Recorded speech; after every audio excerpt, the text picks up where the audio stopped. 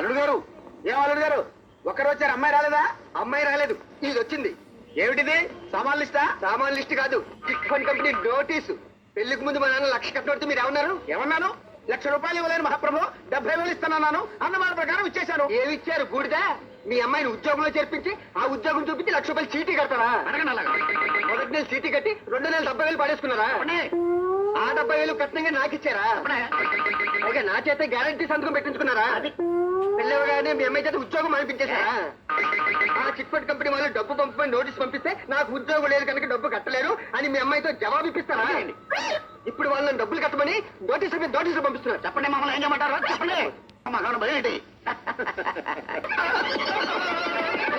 మీ వెదగోలాపి నా సంగతి ఏమిటో తెలుసండి.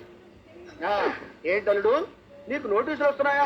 వస్తున్నాయి. నాకు నోటీసులు వస్తే నేనే కట్టేవాడిని, నీకు నోటీసులు వస్తున్నాయి కాబట్టి నువ్వే కట్టే. Very simple. జాగ్రత్త చూసుకోవా? చూసుకున్నావు. 2 పగిలి గొప్ప తెలివిగా ప్లాన్ చేసి నన్ను నిరికించి చిట్ ఫండ్ కంపెనీలో డబ్బులు తీసుకుని దాన్ని నాకే కట్నం ఇస్తారా? సీరియస్ గా చెప్తున్నాను, వచ్చే నెలలో మీరు ఆ కంపెనీకి డబ్బు కట్టి తీరాలి.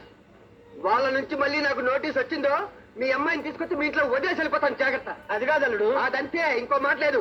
తెలివి ఒక్కడికే కాదు, మాకు ఉంది. Mind it. అయ్యా, మీ అల్లుడు గారు చెప్పిన ప్లాన్ అంతా మీరు ఆలోచించి చేసినారండి? అవునరా, నేనే కావాలని తెలివిగా అతగాన్ని ఇరికించా. లేకపోతే ఈ గొట్టం గాడికి 70,000 రూపాయల కట్నం కావాలట. 70,000. ఏమిటో అలా చూస్తున్నావు? మీలో బుద్ధికి రాజైన బృహస్పతిని చూసుకుంటున్నానండి అయ్యా. ఏమో, ఆ జన్మలో నేనే బృహస్పతినేమో, ఎవరికి తెలుసు?